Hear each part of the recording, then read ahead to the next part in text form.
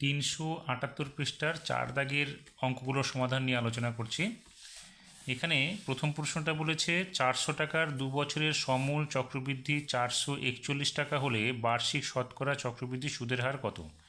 আমরা এখানে যদি সুদের হারটাকে 8% ধরে নিই তাহলে লিখতে পারি 400 into 1 plus R by 100 to the power 2 equals to 441, যেখানে 1 plus R by 100 to the power 2 equals to হয়ে যাবে 441/400। বা আমরা লিখতে পারি 1 plus R by 100 to the power 2 equals to 441/400কে যদি আমরা লিখি তাহলে 21/20 স্কোয়ার লিখতে পারি। দুই দিকে স্কোয়ার থেকে স্কোয়ারটা সরে যাবে, সেক্ষেত্রে 1 plus R by 100 equals to 21/20 হবে। বা আর বাই 100 ইকুয়াস টু কী হবে 21/20 মাইনাস 1, যেটা আমরা লসাগু করলে কী পাবো 1/20, অর্থাৎ আর ইকুয়াস টু কী হবে 100/20, 20 দিয়ে 100 কাটলে 5 হবে, সেক্ষেত্রে আর এর মান বেরোবে 5%। অর্থাৎ এখানে চক্রবৃদ্ধি সুদের হার 5% হলো।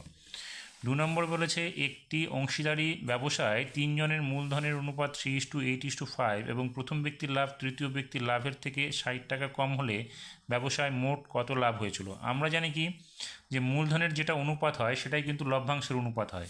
সেক্ষেত্রে আমরা এখানে ধরে নিচ্ছি যে তাদের 3 জনের লভ্যাংশের অনুপাত যদি 3:8:5 হয়, তাহলে প্রথম জনের প্রাপ্ত লাভ কী হবে 3x টাকা, দ্বিতীয় জনের 8x এবং তৃতীয় জনের হচ্ছে 5x টাকা।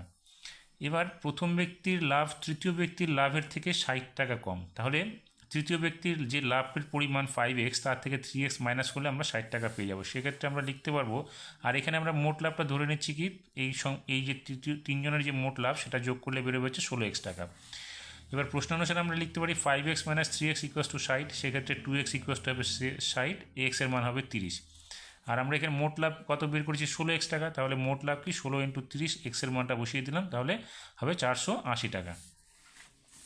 3 নম্বরে বলেছে √15 প্লাস √3 এবং √10 প্লাস √8 এর মধ্যে কোনটি বড়। আমরা কি করলাম √15 প্লাস √3কে বর্গ করে দিলাম, তাহলে কি হবে এখানে হবে a square plus 2ab plus b square. সেক্ষেত্রে a স্কোয়ার বলতে এখানে √15 স্কোয়ার করলে √15টা সরে গিয়ে শুধু 15 হবে, প্লাস 2 ইন্টু ভিতরে 15 ইন্টু 3 হয়ে যাবে, প্লাস এখানে √3 এর স্কোয়ার করলে 3 হবে, অর্থাৎ এখানে হবে 18 প্লাস এখানে যদি আমরা এটাকে ক্যালকুলেশন করি তাহলে 3 ইন্টু 5 ইন্টু 3 হবে, অর্থাৎ 3টা 2-এর সঙ্গে গুণ হয়ে 6√5 হয়ে যাবে, অর্থাৎ 18 প্লাস 6√5। এক্ষেত্রে পরেরটাকে যদি আমরা বর্গ করি তাহলে হবে কত 10 প্লাস 2√10 2 ইন্টু √10 ইন্টু √8 প্লাস 8 হয়ে যাবে, অর্থাৎ এখানে হবে কত 18 প্লাস 8√5। এটাকে যদি আমরা ভাঙি 8×10 80, তাহলে এখানে হবে 5×16 80, তাহলে 4 আমাদের বেরিয়ে যাবে বাইরে, অর্থাৎ 4 দুগুণে 8, 8√5 হবে।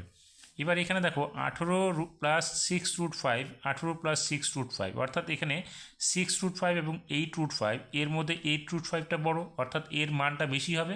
সেক্ষেত্রে আমরা বলতে পারবো যে বড় সংখ্যাটি হচ্ছে √10 প্লাস √8। 4 নম্বর প্রশ্নটা বলেছে x সমানুপাতিক y সমানুপাতিক z এবং z সমানুপাতিক x হলে অশূন্য ভেদ ধ্রুবক তিনটির গুণফল কত। আমরা প্রথমটুকু থেকে নিয়ে লিখতে পারি x equals to k1y, k1 অশূন্য ভেদ ধ্রুবক, তাহলে k1 ইকুয়াস টু কী হবে x/y। দ্বিতীয়টির ক্ষেত্রে লিখতে পারি x সমানুপাতিক y থেকে y ইকুয়াস টু k2z, যেখানে k2 হচ্ছে অশূন্য ভেদ ধ্রুবক, তাহলে k2 ইকুয়াস টু কী হবে y/z। এবং তৃতীয়টির ক্ষেত্রে লিখতে পারি z সমানুপাতিক x থেকে z ইকুয়াস টু k3x, যেখানে k3 হচ্ছে অশূন্য ভেদ ধ্রুবক, তাহলে k3 কী হবে z/x হয়ে যাবে। অর্থাৎ আমরা ধ্রুবক তিনটিকে যদি গুণ আকারে লিখি তাহলে k1 into k2 into k3 মানটা বসিয়ে দিলে x/y into y/z into z/x, যেখানে আমরা মানগুলো বের করেছিলাম, তাহলে এগুলো সব কেটে যাবে, কেটে গেলে থাকবে কত 1, অর্থাৎ ভেদ ধ্রুবক তিনটির গুণফল হচ্ছে 1। এটাই হচ্ছে আমাদের ধ্রুবক তিনটির সম্পর্ক। 5 নম্বরে বলেছে ABCD আয়তকার চিত্রের অভ্যন্তরে ও বিন্দু এমনভাবে অবস্থিত যে OB equals to 6 semi, OD equals to 8 semi এবং OA equals to 5 semi, OC এর দৈর্ঘ্য কত। যেহেতু একটা আয়তাকার চিত্র, এখানে আমাদের OA 5 সেমি, OB 6 সেমি এবং OD 8 সেমি দেওয়া আছে, আমাদের OC দৈর্ঘ্যটা বের করতে হবে। আর তাহলে এখান থেকে আমরা লিখতে পারি OA square minus OA square plus OC square equals to OB square plus OD square. এবার আমরা সেটার মান বসিয়ে দেবো। ও এর মান প্রশ্ন দেওয়া আছে 5, তাহলে আমরা লিখব 5-এর স্কোয়ার প্লাস OC স্কোয়ারটা বের করতে হবে। OB-র মান দেওয়া আছে 6, তাহলে 6-এর স্কোয়ার প্লাস OD-র মান 8-এর স্কোয়ার।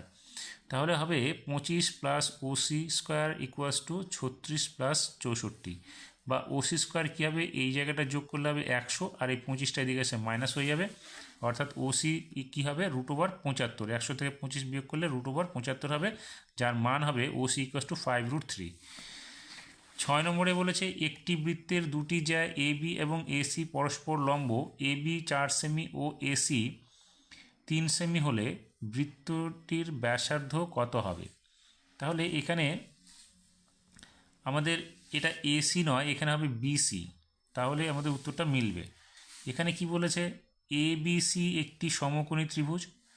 আমাদের এই প্রশ্নের সঙ্গে কেন লম্ব হবে, যেহেতু রয়েছে এবি রুট এসি, এবি ও এসি পরস্পর আমাদের লম্ব, তাহলে এখানে হবে এ, এখানে হবে বি এবং এখানে হবে সি। তাহলে এটা এসি 3 হয়ে গেল আমাদের, এবং এবি হচ্ছে আমাদের 4। তাহলে এখানে যেহেতু এবি এবং এসি পরস্পর লম্ব, সেক্ষেত্রে কোণ বিএসি এটা হবে আমাদের কত, 90 ডিগ্রি। তাহলে আমরা এখানে কী পাবো, বিএসি ইকুয়ালস টু 90 ডিগ্রি। এবার বিএসি যদি 90 ডিগ্রি হয়, তাহলে আমাদের অতিভুজ কী হচ্ছে, বিসি।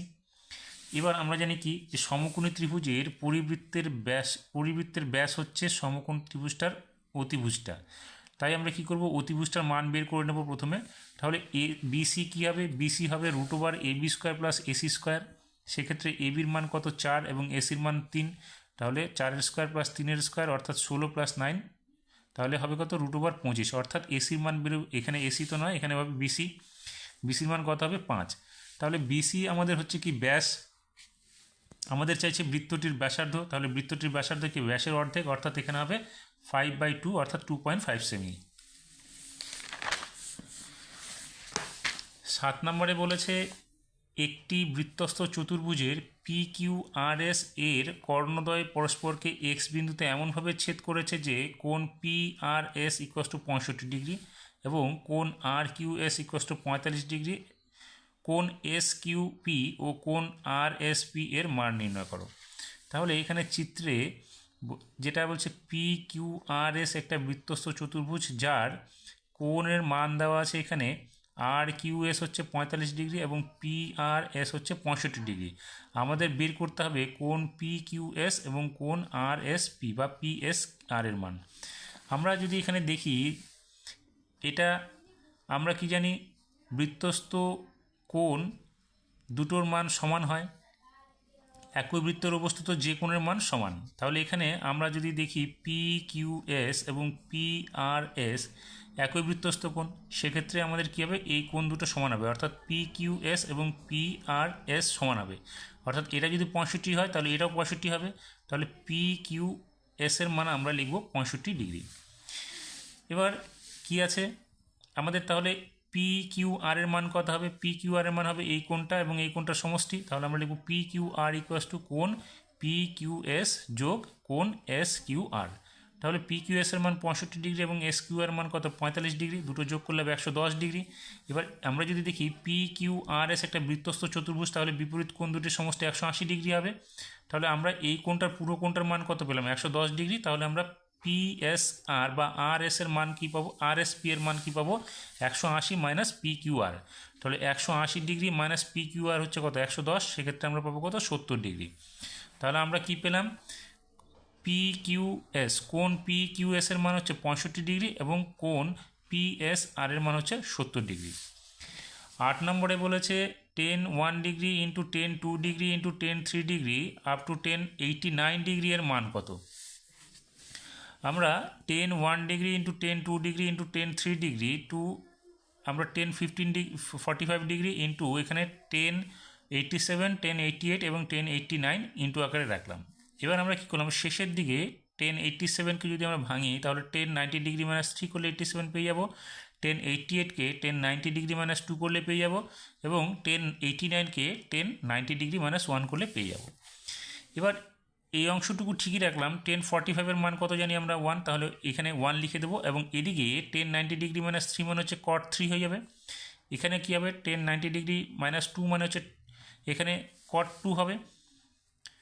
তাহলে আমরা এখানে লিখবো হচ্ছে cot 2 ডিগ্রি, এবং এখানে 10 90 ডিগ্রি মাইনাস 1 মানে হচ্ছে এখানে cot 1 ডিগ্রি। তাহলে tan one degree minus tan one degree into cot one degree, আমরা কি জানি tan theta into cot theta equal to one, সেক্ষেত্রে tan one degree into cot one degree মানে হচ্ছে ওয়ান হবে, টেন টু ডিগ্রি আর cot two degree মানে হচ্ছে ওয়ান হবে, টেন থ্রি ডিগ্রি এবং টেন কট থ্রি ডিগ্রি গুণ করলে ওয়ান হবে, এরকম কট ফোর, তাহলে এটার আগে কী হবে কট, এখানে টেন ফোর ডিগ্রি এবং এর আগে হবে কত কট ফোর ডিগ্রি, এইরকম যদি আমরা ক্রমপর্যায়ে যাই দেখবো সবগুলো গুণ করে আমাদের ওয়ান আসছে, তাহলে আলটিমেটলি আমাদের উত্তরটা হবে ওয়ান। 9 নম্বরে বলেছে sine six alpha plus cos six alpha plus 3 sine square alpha into cos square আলফার মান নির্ণয় করো। আমরা যে অংশটুকু দেওয়া আছে সেই অংশটুকু নিয়ে নিলাম, এখানে কি করলাম এইটাকে আমরা ভাঙালাম sine square alpha whole cube plus cos square alpha whole cube plus 3 into sine square alpha into cos square alpha into sine square alpha plus cos square alpha. দেখো এই অংশটাকে তো আমরা সাজাতে পারলাম, এখানে যেটা আসছে সেটা sine square alpha plus cos square alpha মানে হচ্ছে sine square theta into sine square theta plus cos square theta মানে হচ্ছে ওয়ান, অর্থাৎ এটার সঙ্গে ওয়ান গুণ করলে আমাদের এই অংশটা চলে আসবে। এবার আমি যদি পুরো অংশটাকে দেখি তাহলে দেখো a cube plus b cube plus 3 into a into b into a plus b মানে হচ্ছে a plus b whole cube, সেক্ষেত্রে এখানে কী হবে sine square alpha plus cos square আলফার হোল কিউব। এবার আমরা কি জানি sine square theta plus cos square theta equal to one, এক্ষেত্রে sine square alpha plus cos square alpha মানও ওয়ান হবে, অর্থাৎ ওয়ানের কিউব করলে হচ্ছে এটা ওয়ানও হবে। 10 নম্বর প্রশ্নটাতে বলেছে দুটি লম্ববৃত্তাকার চোঙের উচ্চতার অনুপাত 1:2 এবং ভূমির পরিধির অনুপাত 3:4 হলে তাদের আয়তনের অনুপাত কত হবে। আমরা এখানে যদি ধরে নিই যে প্রথম লম্ববৃত্তাকার চোঙের উচ্চতা 1 একক এবং দ্বিতীয়টি যদি 2 একক হয়, তাহলে আমরা লিখতে পারি 2πr1 বাই 2πr2, যেখানে r1 হচ্ছে প্রথম চোঙের ব্যাসার্ধ এবং r2 হচ্ছে দ্বিতীয় চোঙের ব্যাসার্ধ, সমান জন্য কী হবে এখানে অনুপাত দেওয়া আছে 3:4, তাহলে লিখব 3/4, 2π কেটে গেলে r1 by r2 equal to 3/4 হবে, যেখানে r1:r2 3:4 হবে, অর্থাৎ r1 এর মান হচ্ছে 3 একক হবে এবং r2 এর মান হবে 4 একক। এবার আমাদের আয়তনের অনুপাত বলছে, তাহলে আমরা লিখতে পারি πr1 square into h1 is to πr2 square h2, সমান চিহ্ন কী হবে দেখো পাই সরে যাবে r1 কত ধরেছে 3 একক, তাহলে 3 স্কোয়ার ইন্টু 1, এখানে h প্রথমটার উচ্চতা এবং দ্বিতীয়টার ক্ষেত্রে কী হবে r2 বলতে এখানে হচ্ছে কত 4, তাহলে 4 স্কোয়ার ইন্টু 2, এখানে আমরা ধরেছি 2 একক দ্বিতীয়টার ক্ষেত্রে, অর্থাৎ এখানে 3 3 9 আর 1 গুণ করলে 9 হবে, এখানে 4 4 16 2 32, তাহলে উত্তরটা কী হচ্ছে আমাদের আয়তনের অনুপাত হচ্ছে 9:32। 11 নম্বর বলেছে একটি লম্ববৃত্তাকার শঙ্কুর উচ্চতা 12 সেমি এবং আয়তন 100 পাই ঘন সেমি, শঙ্কুটির ব্যাসার্ধের দৈর্ঘ্য কত হবে। তাহলে আমরা ব্যাসার্ধ ধরে নিচ্ছি আর, সেক্ষেত্রে আয়তন এখানে বলেছে 100 পাই, আমরা লিখতে পারি 1/3 পাই আর স্কোয়ার এইচ ইকুয়ালস টু 100 পাই, এখানে 1/3 পাই আর স্কোয়ার, এখানে এইচের মান কত দেওয়া আছে 12, আমরা ইন্টু আকারে 12 লিখব, 3 দিয়ে 4 12কে কাটলে এখানে 4 হবে, অর্থাৎ 4 পাই বোথ সাইড থেকে সরে গেলে 4 আর স্কোয়ার ইকুয়ালস টু 100 বা আর স্কোয়ার ইকুয়ালস টু কী হবে 4 দিয়ে 100কে ডিভাইড করলে 25 হবে, যেখানে আর এর মান হবে কত 5, অর্থাৎ ব্যাসার্ধ হচ্ছে আমাদের 5 সেমি। 12 নম্বরে বলেছে যদি UI equals to xi minus 25/10 summation of FI xi equals to 20 এবং summation of FI equals to 100 হয়, তাহলে এক্স বারের মান নির্ণয় করো। অর্থাৎ আমরা কি জানি x bar equals to a plus summation of FI xi by summation of FI into h, তাহলে এ কি এ হচ্ছে আমাদের 25, তাহলে লিখব 25 plus summation of FI xi এর মান কত 20, তাহলে 20 বাই এখানে এফআই এর মান হচ্ছে 100, তাহলে লিখব 100 ইন্টু এইচ হচ্ছে আমাদের 10, ক্যালকুলেশন করলে এখানে একটা শূন্য এখানে একটা শূন্য উপরে একটা শূন্য নিচে একটা শূন্য কেটে যাবে, অর্থাৎ 25 + 2 মানে হচ্ছে 27।